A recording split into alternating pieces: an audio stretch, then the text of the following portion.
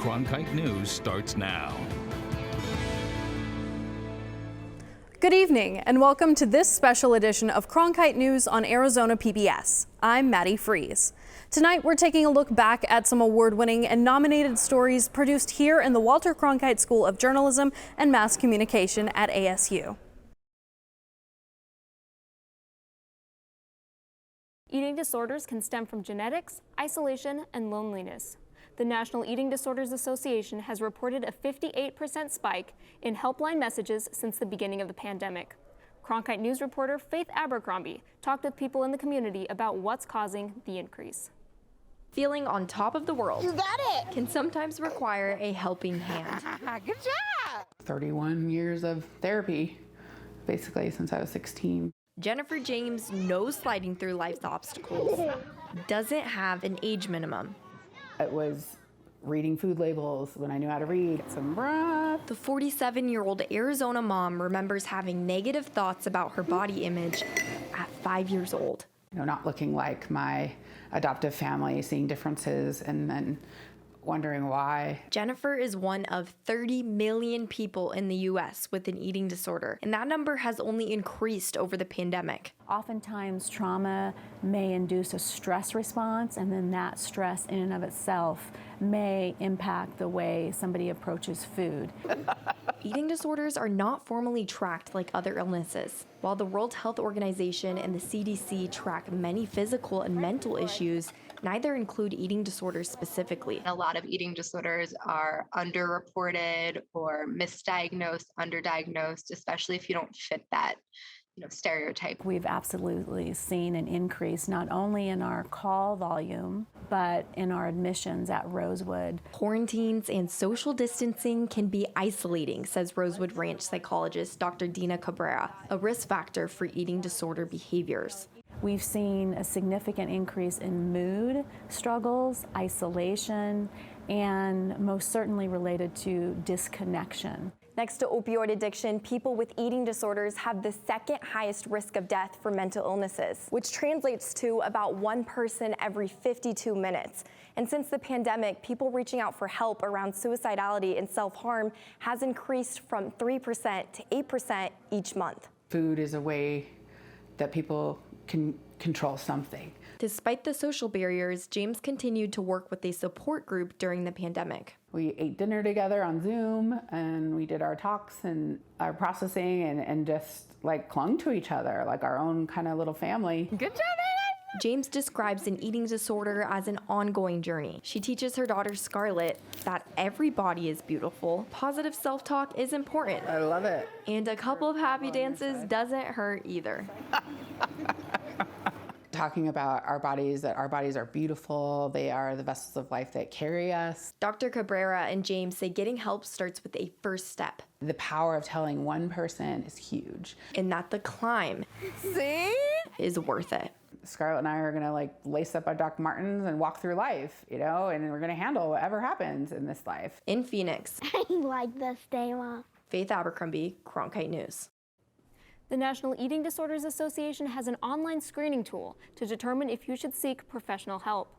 You can contact NEDA through their helpline in the form of a text message, online chat, or phone call at 800-931-2237. If you are in crisis and need help immediately, text NEDA to 741-741. More than 50% of people in the U.S. are fully vaccinated against COVID-19, but many remain hesitant about getting their shots. In this week's episode of COVID Case by Case, Cronkite News reporter Camila Williams tells us what exactly is in the vaccines and how they work. Welcome to Case by Case. I'm Camila Williams. A few weeks ago, we talked about the difference between emergency and full FDA approval of the vaccines. This week, I thought I'd give you some more information about the main genetic material of the shots and how the vaccine works once it enters your body.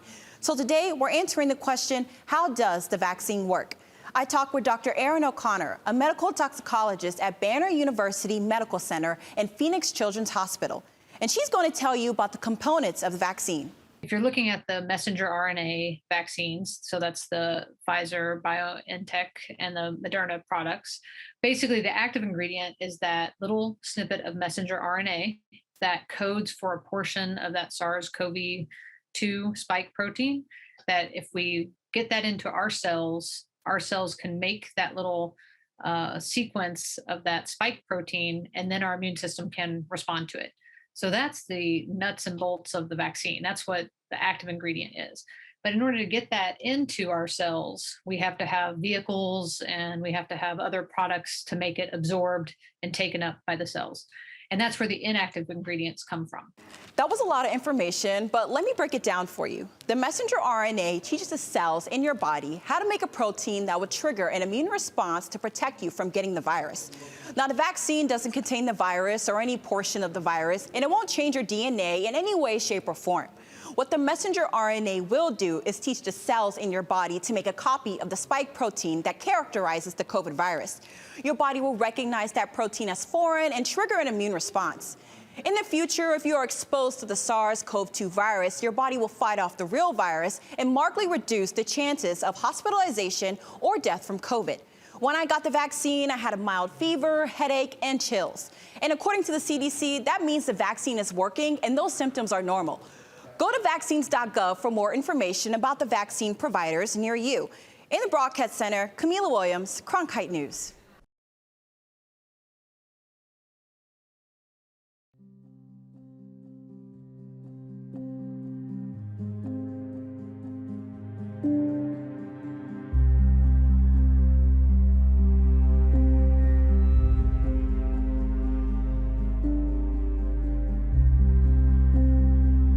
This is Yvette with Phoenix Rescue Mission. How are you doing this afternoon?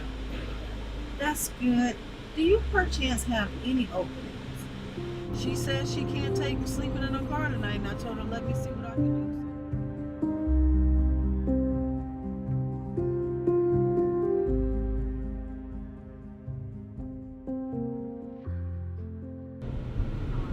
What else do you want to know? I began to struggle with suicidal ideations at the age of 19. So I've struggled most of my adult life. During the height of my battle with my behavioral health, I became homeless for a short while. I had to just stop everything and focus on my behavioral health, and that's what I did for 3 years. This is when I was stationed in New Jersey, but I think this picture really tells the story, because if you're able to look in my eyes in this picture, there's just a sadness there.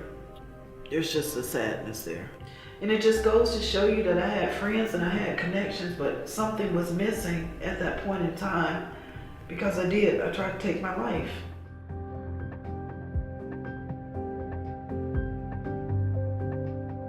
It saved my life. A judge that thought enough of me to take a total look at me as a person and not my last action to give me an opportunity. And I run with that opportunity, so I seek my recovery with everything that's in me. Every time that I am attempting to give hope to another individual that I come across in the street, it just strengthens my resolve in my own recovery. Do I see behavioral health challenges on the street? Yes.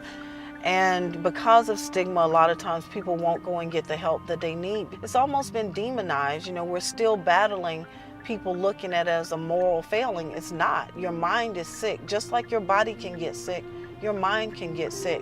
But a person has to be willing. You have to surrender. And that goes against human nature. So, you know, a lot of times it can be an uphill battle, but it is well worth it, because there is life on the other side of surviving through a struggle of behavioral health challenges. According to the USDA, honeybees are responsible for 1 out of every 3 bites of food we take, but they are currently facing dire threats. This year, over 1,000 beehives have been reported missing or vandalized in California. Karen Marroquin traveled to California's farming communities to explain what's happening to the bees and what's at stake. Here in Fresno County, bees are essential for the growth of a lot of the country's produce, including plums here at 559 Honey Company. But in February of this year, Ben Zentner, a beekeeper in Kingsburg, received a pivotal call from a local farmer. He told me that I had a beehive knocked over, so came out, took a look at it, ended up seeing that all 4 hives were knocked over and that it was done maliciously, and ended up having 2 of the hives basically die off because of damage, plus I've got damage on equipment. The vandalization cost Zentner nearly $700, but this isn't the first time that something like this has happened to him, and he's not alone. Rowdy Freeman, Butte County Sheriff's deputy and beekeeper, says that so far in California this year, 1,169 beehives have been reported vandalized or stolen. It's the perfect crime, it's one beekeeper stealing from another, and it's very difficult for beekeepers or even the general public to be able to differentiate between whether or not it's the legitimate beekeeper or it's a theft in progress. This is similar to what happened in Zentner's situation. The other individual was short on a contract and decided that they were going to get easy money and basically steal whole entire semi-load worth of bees. Bees are extremely important to the agricultural community because without these, farmers and beekeepers wouldn't be able to grow food such as almonds or plums. Over a third of the country's vegetables and 2/3 of the country's fruits and nuts are grown in California, according to state agriculture officials. Many of the crops here depend on bees to pollinate plants and trees to produce food. So honeybees are vital workers here and are often transported from farm to farm to do their job. However, the availability of cropland has been declining, while beehive rental costs are on the rise. This year, the average price for a beehive was probably between $210 and $225 per hive. Some farmers need a couple hundred. Some farmers need a couple thousand. Freeman says that's making it easy for thieves to make a lot of money with little effort. Luckily for Zentner, the thieves didn't get away with the crime thanks to GPS trackers that he installed in his beehives, which spared him a huge financial loss. Of all the hives that were there, I'm going to guess it would have been over $100,000. And it didn't take much to protect his bees. The individual devices themselves are somewhere in the $100, $150 range normally, and then you pay for those activation services, like a monthly fee on those devices. It's kind of a small price to pay to help protect your property and your bees. Still, Zentner says that beehive thefts and vandalizations are far from gone. It'll slow it down some, but it won't stop all of it because we can't have a GPS and everything. But, we can do what we can only do. In Kingsburg, California, Karen Marroquin, Cronkite News. Law enforcement officials say it's very difficult to investigate these types of crimes because they usually happen in rural areas, but they'll keep working hard to fight against the theft and vandalism.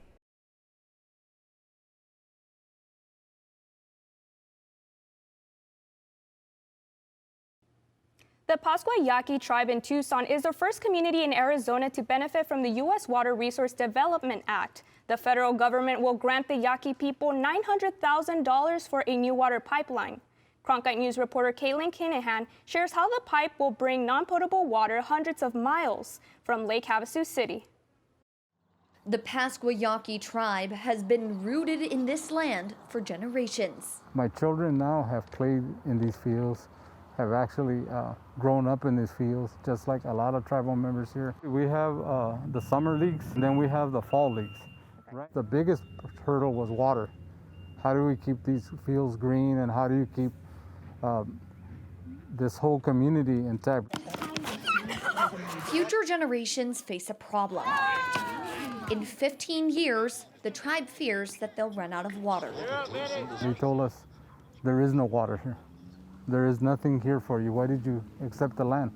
We accepted it because our forefathers had walked through these lands. This is where they wanted to make and create a place for us to be safe, to be healthy, and to be able to practice our faith. Here are the plans that were produced for the project. Now, a new government program could help the Yaqui tribe ensure their future on the land, with money for a new pipeline. The act funds rural communities to develop new revenues of water. Democratic Congressman Greg Stanton recognized the need in rural areas of Arizona. and specifically the Yaqui tribe. It was a perfect project for this new program that we were able to create in Congress. Right now, the tribe gets a limited amount of drinkable water from the city of Tucson. Every single year it's a struggle to meet that need. You know, our reservation, our population keeps growing. And with more people, that means less water for things like gardening, laundry, and field upkeep. This is a big issue across the state of Arizona, where we are using drinking water for purposes where we don't need to be using drinking water, and it's not a good use of drinking water. The $1.2 million pipeline will bring the tribe water from the Central Arizona Project. The pipeline's going to be installed nearly 6 feet underground, where it will span off and irrigate nearby parks, homes, and even the wellness center. This just didn't happen overnight. This was probably over 2 years in the making. But in terms of boots on the ground time constructing this, you're looking at probably a 4-month time frame. The construction will last a few months. I want you to find the end with the cap on. But the water source is expected to last for decades. The elders used to tell us a saying, and it says, Enchi Mampotawak. In Yaqui means, now it's in your hands. You're supposed to take care of it, nurture it, and develop it, and leave it for the next generation. On the Pascua Yaqui Reservation in Tucson, Caitlin Keenahan, Cronkite News.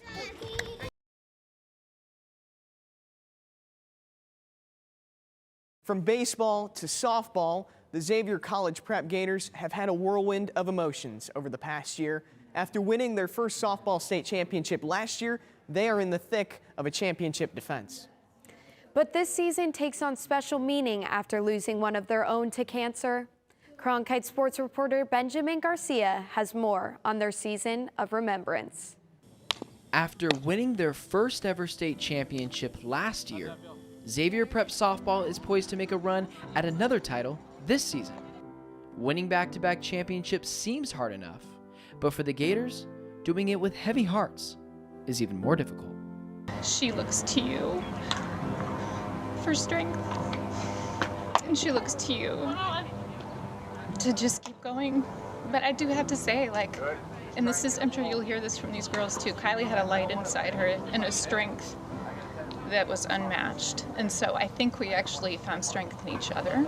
The team is playing in honor of former pitcher Kylie Flo Rogers, who passed away last September after a 5-year on-again, off-again battle with Ewing sarcoma, an extremely rare cancer often found in children and young adults. Her teammates remember how Kylie faced her battle with cancer head-on, the only way she knew how, with a smile. You couldn't tell. Her personality never wavered. She was still like one of the most positive people. She was still one of the happiest people I ever knew.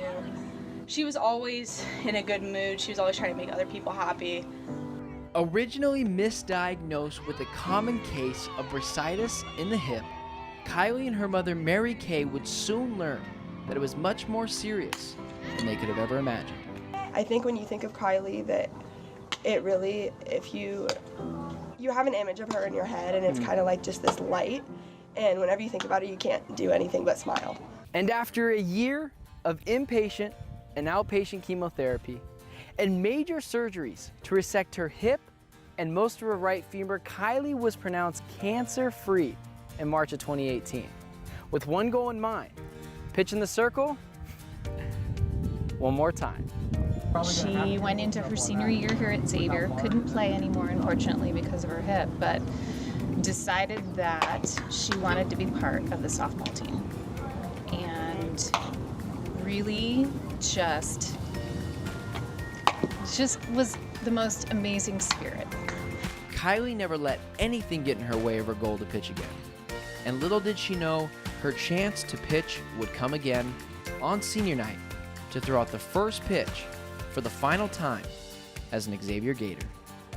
The feeling was electric in the crowd. I mean, there were obviously families and friends, not only Kylie, but all of the seniors to celebrate that. We had a large crowd, but importantly, a lot of her doctors, nurses, other medical providers, and it was just, there was so much support, so much love in the crowd. It was spectacular. The Xavier Gators have since then commemorated the home dugout to Kylie Flo Rogers and have dedicated the season to her as they will continue to fight to secure another 6A state title. In Phoenix, Benjamin Garcia, Cronkite Sports Report. Our condolences to the Rogers family and a nice dedication by the Xavier Gators.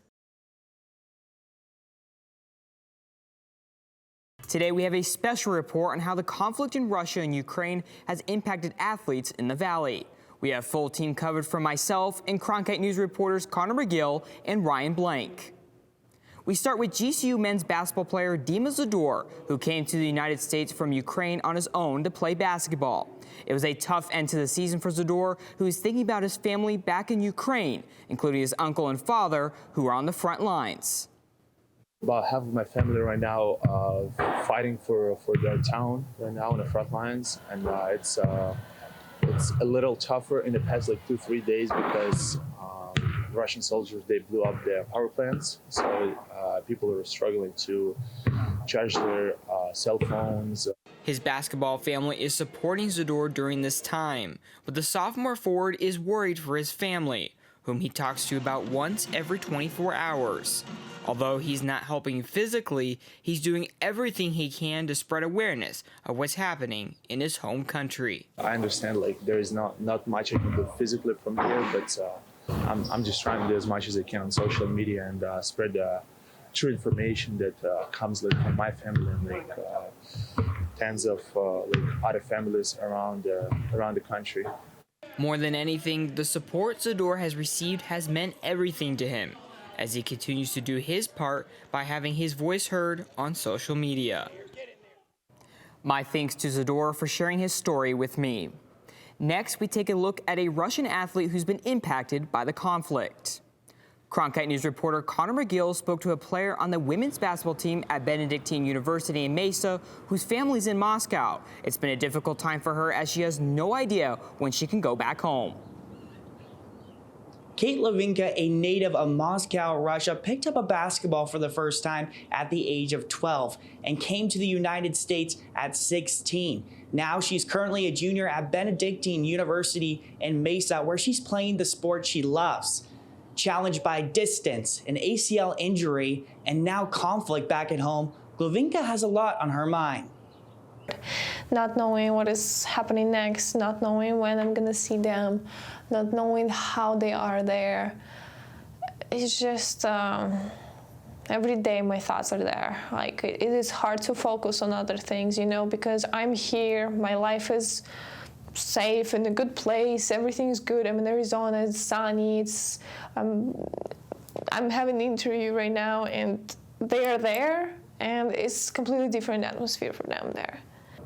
Glavinka did have plans to go back home for spring break in Moscow, Russia to see her family, but all of that has come to a halt due to sanctions on airspace. For now, the closest thing she has to her family is FaceTime calls. It's not gonna happen. I don't really know when it's gonna happen, when's the next time I'm gonna see my family, which makes me absolutely heartbroken and sick. But it's gonna be fine. With the basketball season now over, Glokovina will look to recover from her ACL injury and await news from home. In Phoenix, Connor McGill, Cronkite News. And finally, Phoenix Mercury center Brittany Griner is the most high-profile athlete caught up in the Russian-Ukraine conflict. The WNBA star has been detained in Russia since mid-February on drug charges. Cronkite News reporter Ryan Blank takes a look at Griner's difficult situation. On February 17th, Brittany Griner was stopped at a Moscow airport. Customs officials alleging the star's center was carrying cannabis oil in her luggage. She's been detained on drug smuggling charges with very little information known. The WNBA community, including former Mercury assistant coach Chastity Melvin, are rallying around the two-time Olympian. Brittany is one of the kindest-hearted human beings that I've ever met. She was a very caring person, a very good human being to be around. Just went with the flow. Just couldn't ask for a better athlete with that type of platform and that type of star status. The star status that Griner carries has people questioning if her detention is politically motivated, since diplomacy between Russia and the United States is strained due due to the Ukraine conflict. Doesn't make things easier because communication is difficult. Our embassy is understaffed at the moment. Strictly from a legal point of view, it shouldn't complicate life, but that doesn't mean it won't. Griner's predicament highlights the challenges WNBA players face when playing overseas. Chastity Melvin, who played in 8 different countries, says athletes don't always understand the cultural differences and political climates when playing abroad. For the most part, you do live in a bubble when you go over there. It's basically you're with your team, you go to your apartment, and you're playing the game of basketball. And then if you don't speak the language, you could be missing out on a lot. Every athlete has to be aware of their personal safety. They have to be aware of the laws of the land that they're going to go into. They have to be aware of whether or not culturally they're going to fit in. Griner was playing for the Russian team UMMC Ekaterinburg, a popular destination for WNBA athletes, including Diana Taurasi, because the money is too good. Everybody wants to play in ECAT. Up until this war, ECAT is 3-4 times everybody else in the world. I'm talking about a place where all of the top players ended up playing. While countless athletes have shown their support for Griner on social media, some people have been critical of the 2-time Olympic gold medalist. Some of these opinions are just atrocious. She's somebody's daughter. She's somebody's partner. She's somebody's sister. She's somebody's auntie. She is one of the kindest human beings with a huge heart. Nearly half of the WNBA's 144 players were playing overseas this offseason, including more than a dozen in Russia and Ukraine.